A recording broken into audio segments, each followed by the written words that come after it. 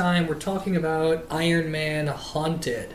Now, before I get into this particular trade, I just want to mention that I'm sorry for the inconsistent format when it comes to my particular comic reviews, mostly because it went from being all audio with a format that showed you all the covers to simply being on camera to sometimes now alternating between audio with a couple pictures and me being on camera. So it's very inconsistent. Part of the reason that that happens is because I read these comics, I read these in chunks. So I'm not only reading Iron Man Haunted and then instantly reviewing it. I'm reading like Iron Man Haunted, Iron Man with Iron Hands, and Iron Man 5 Nightmares all at once, and then sitting down when I have a block of like an hour or two and recording all the reviews separately. So I don't usually have the perfect setup for that, and so sometimes it's on camera, sometimes it's on audio. But I just wanted to make that clear. So we are talking today about Iron Man Haunted, which is the final arc of Charlie and Daniel Knopf's run on Iron Man. This collects Iron Man issues 21 through 28, as well as the Director of S.H.I.E.L.D. annual, which is by I think Christos Gage. Yeah, it's by Christos Gage, and then it's also got no, that's about it actually. Okay, so. This is the end of their run, and after this, there's only one more volume of Tony being director of S.H.I.E.L.D., and then that whole thing is done with. So essentially what we have here is a pretty dense story that wraps up everything that's happened in Charlie and Daniel Knopf's run thus far. Essentially, where we open this up with is, in the previous arc, Sal Kennedy ends up dying because of an attack on the helicarrier.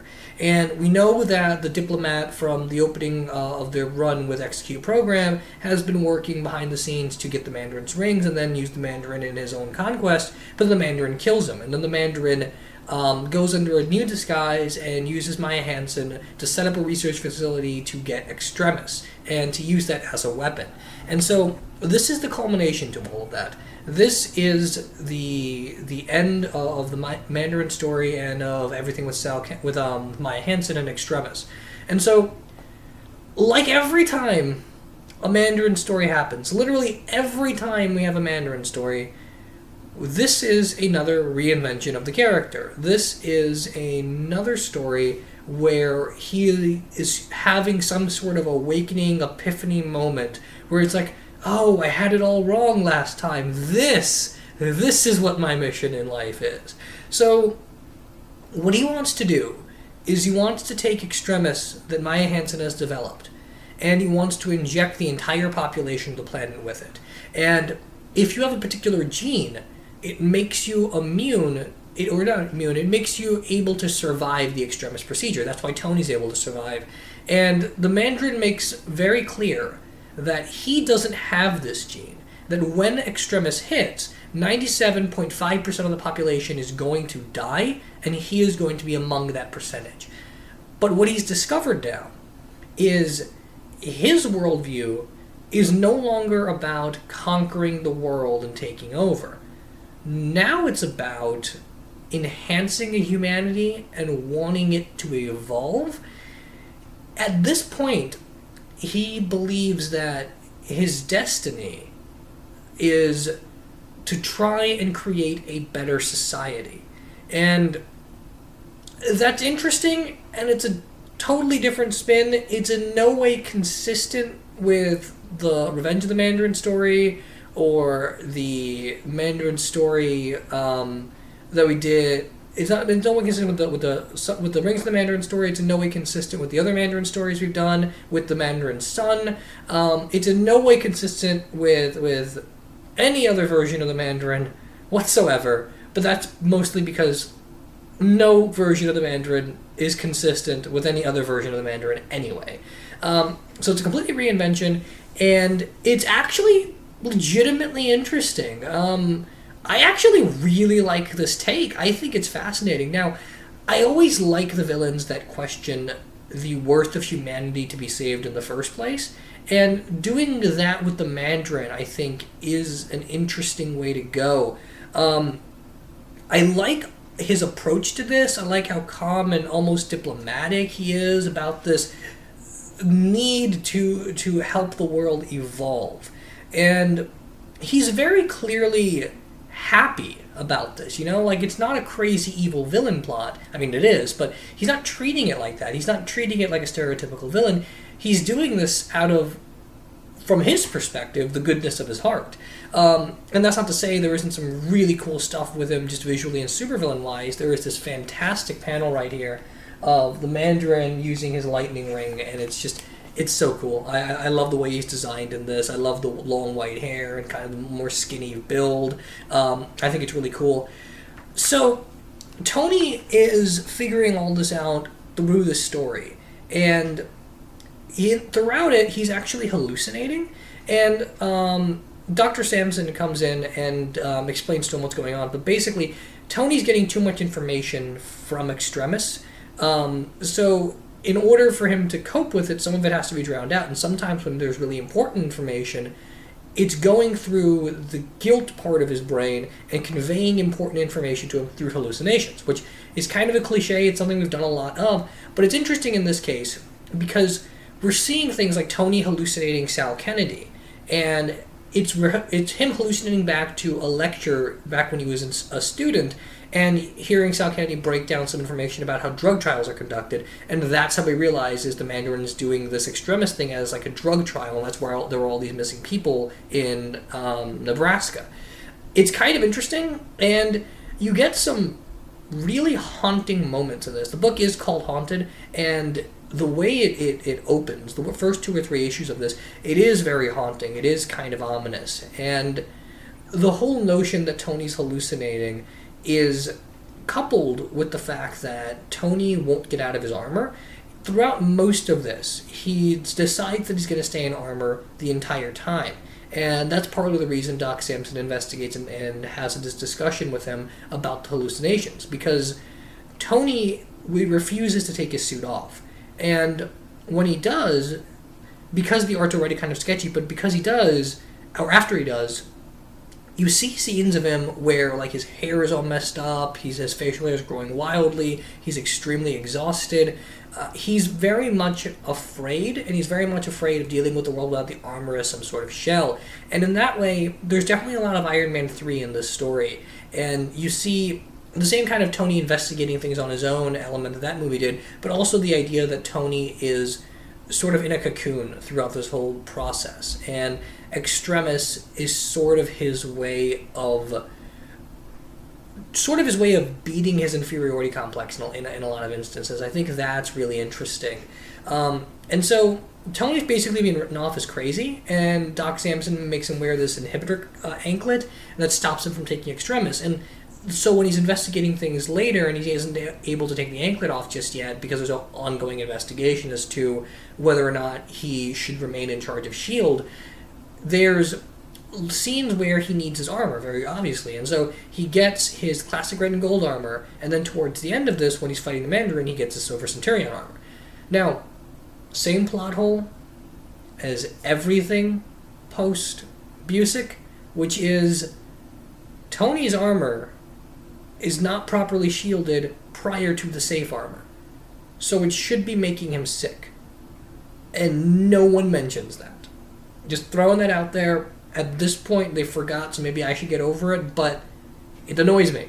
It annoys me very much, particularly when you realize that the Silver Centurion armor's biggest innovation was the pulse bolts, which are basically an energy-based weapon. Now, maybe the counter to this, and the book doesn't make clear because it forgot about it, but maybe the counter to this is Tony's got Extremis in his system now, and so the healing factor and the rewritten biology of Tony is part of the reason that past armors no longer harm him.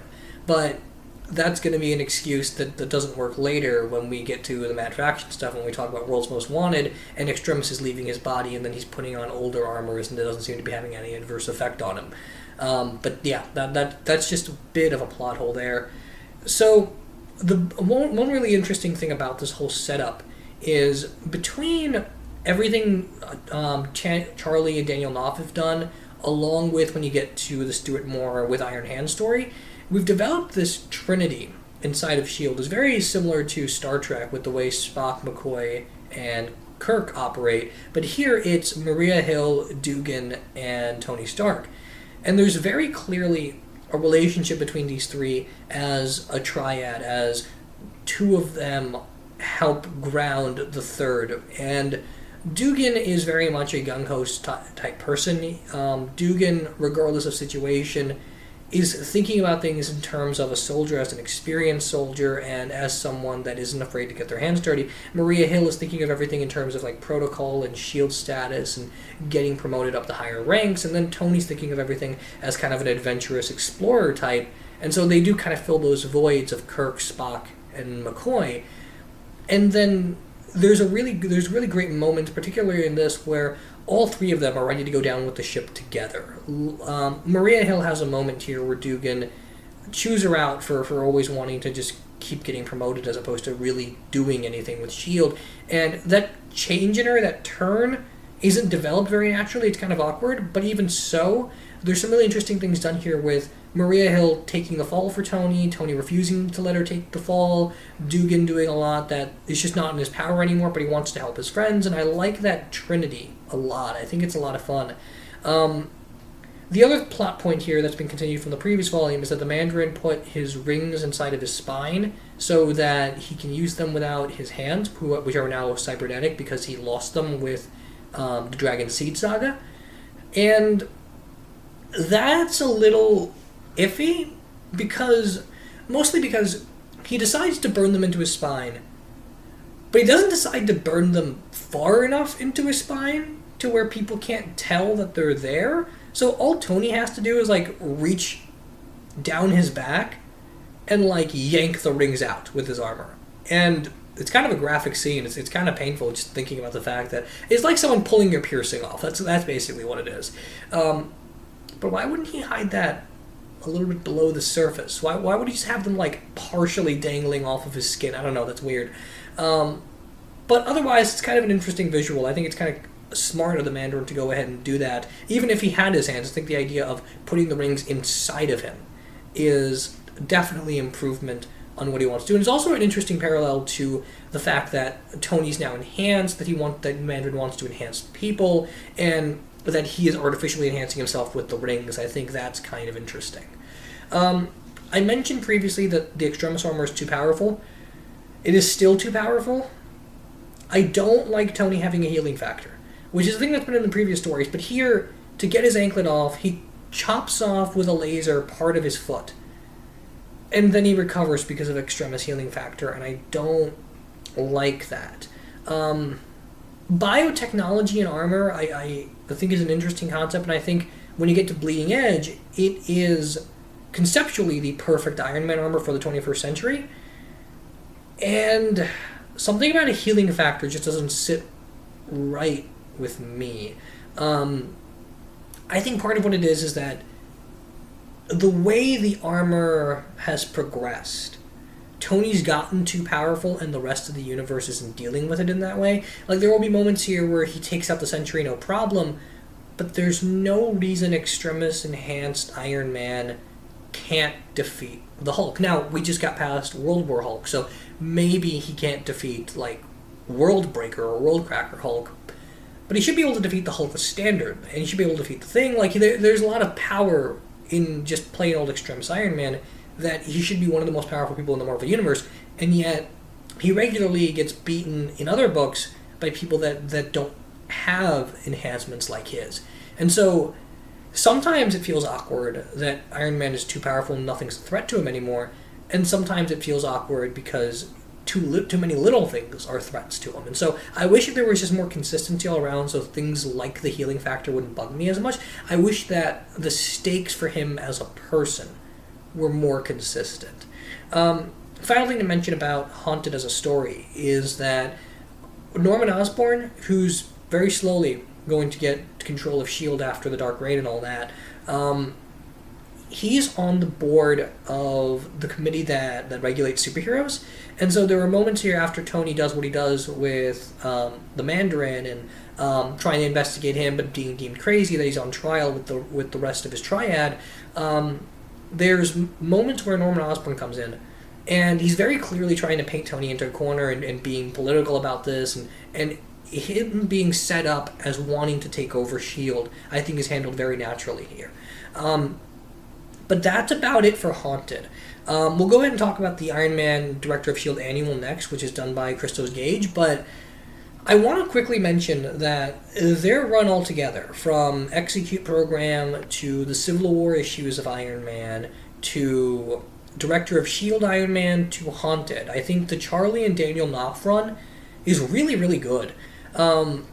If I had to rank it based on what we've done so far, I think the best Iron Man run is still no contest Dennis O'Neil's run in Iron Man.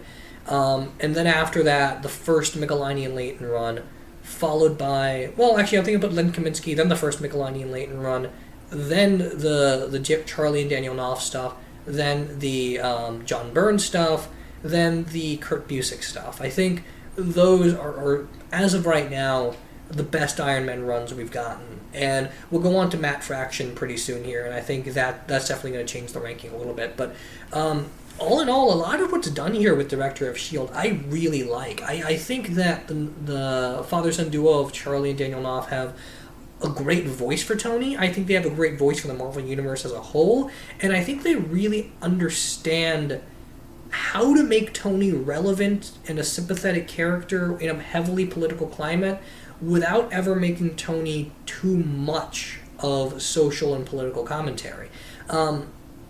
Because I think there's a balance to be struck there. I think that inherently Tony Stark is a very political character, but not everything he does has to be written as such, and there are certain things you can't do with him if you're just making the focus of every story political.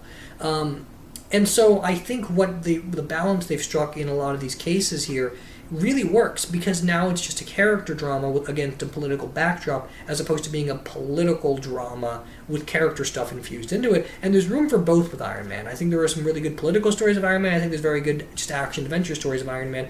I think here is the perfect mix of those.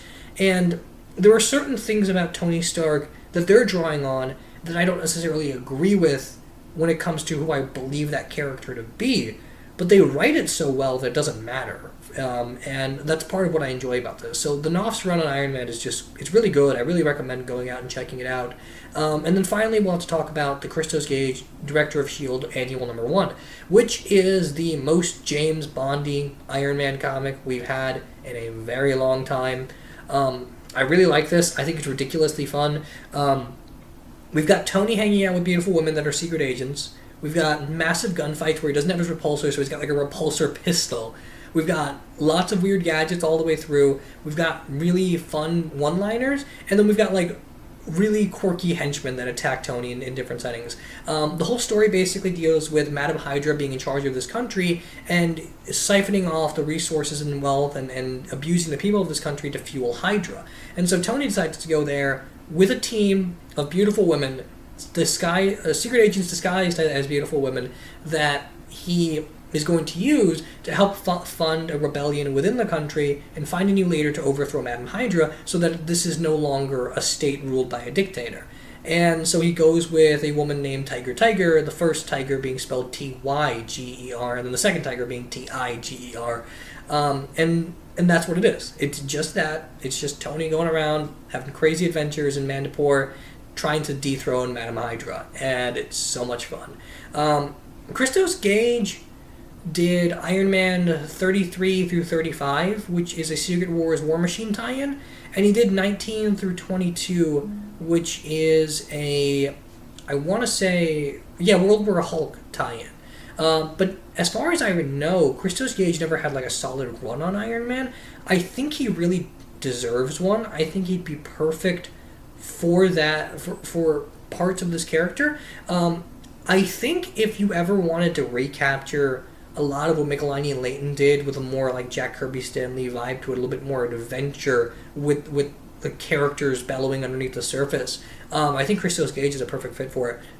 Perfect fit for that, particularly because Christos Gage is kind of like a work for hire writer as far as I know. Like there's nothing he's massively known for. He's never been the architect of a Marvel DC universe. He's just kind of fill-in guy here and there and does minis here and there for the big two. And so if you wanted to give him Iron Man, I think it'd actually be a really smart move. I think you could channel a lot of what Downey does in the films while still writing comic book Iron Man, and that's a very difficult balance to handle.